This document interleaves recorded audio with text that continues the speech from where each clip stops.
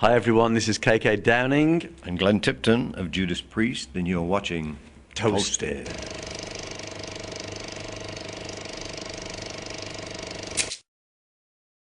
You guys are here in Amsterdam for the last night of the tour, so you're excited? Yeah, very much. It's always good to be back in Amsterdam. We actually mixed our last album here, so I mean, Kenna, very familiar with it. We spend a lot of time in Amsterdam. And we love Holland, we love the people, love the country, love the city. Very exciting. Yeah, absolutely. Not forgetting the beer and the girls. Yeah, you like Dutch beer? Well, on tap, yeah, it's good. And the Dutch girls? Sure, yeah, of course. Amsterdam's famous for that, for girls. This tour is you put it together, I guess. Did you pick all the bands that are on the tour? Or? Yeah, we wanted to put we played with Megadeth and Testament before, actually quite a long time ago, as a single bill, and it worked really well. And we've got the greatest respect for both bands and all the musicians in the bands, and we just thought it would make a very special metal night, and all around Europe, which we've toured with, and it's proved to be that. It's just been fantastic. Are you guys fans of those bands yourself? Yeah. Sure, yeah, definitely, yeah. Like as Glenn said, I think we toured with the same lineup, Megadeth and Testament, way back in 1991 on the Painkiller tour in North America and Canada. So, it's pretty cool if people weren't even born then. They get a chance to see that the same lineup. When you think about that, do you realize how long you've been doing this? Yeah, I guess you do. When people point it out to us like you, people do say, is it 3 decades or 4 or whatever, Then other than that, I don't think we really think about it too much. We just, we just keep grinding it out. You guys are actually playing the British Steel album in your next tour in the US, right? Yep, we certainly are. It's a special occasion. It's a 30th or 40th anniversary of the band. It could be the 50th, I don't know, but it's one of the anniversaries. And we just felt it would be really nice to go out there and play British Steel in its entirety, plus a few other classic Priest songs. And, we're really looking forward to that. Has British Steel got a special place in your hearts then? Or? Yeah, I think British Steel...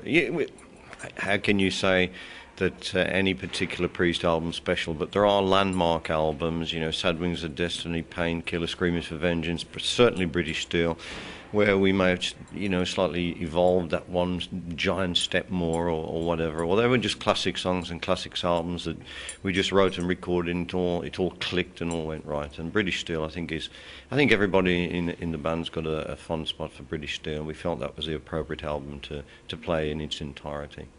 And do you still enjoy playing those songs as well?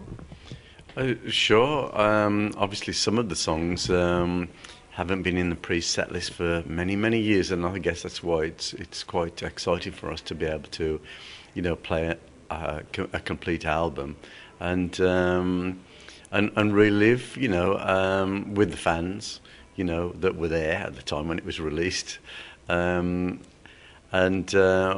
or fans have got on board with Priest since, that are aware of the album. It's going to be a lot of fun to play the whole thing and just rattle the songs off one after the other. It's going to be cool. Have you already started rehearsing for that, or? No. We don't like the R word. We only like to rehearse in front of an audience. Yeah, you don't rehearse at all, or?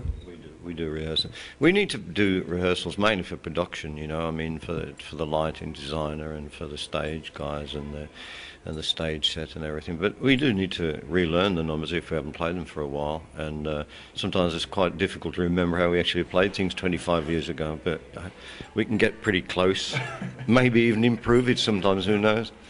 Yeah. And do you improvise live over old songs like that?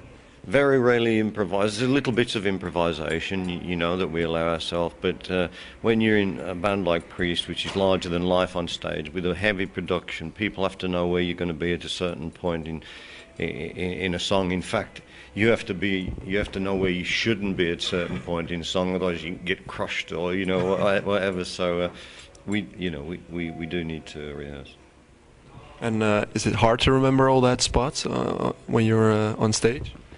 No, it's not. It's not too bad, you know. After you get the first few shows under the belt, it's not too bad. But that there has been occasions, obviously, you know, where you have forgotten, and in the days when we used to use a lot of pyrotechnics on stage, then you had to be very, very, very careful. Then, otherwise, you know, you'd have a Michael Jackson effect, I think, you know.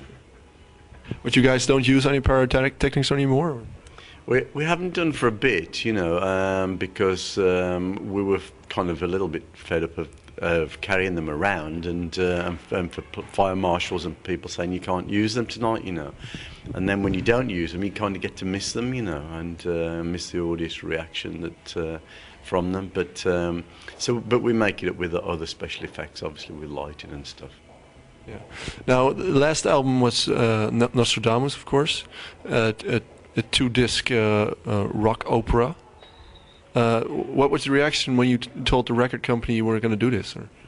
They were very supportive, surprisingly so. No, I don't mean anything against Sony, who have always supported us. I mean, in this day and age of downloading a double album, which is obviously a little bit more expensive, although we kept the price as down as low as we could, with so-called short attention span of the kids, which we don't particularly agree with that. We think that the kids have got a lot more intelligence than they're credited with, you know, particularly our fans. And we approached them, and they straight away said it was a great idea, you know. And the whole package is what we came up with, which was the double album and some great artwork, and then the special editions, the booklets, and you can actually buy the CDs as well.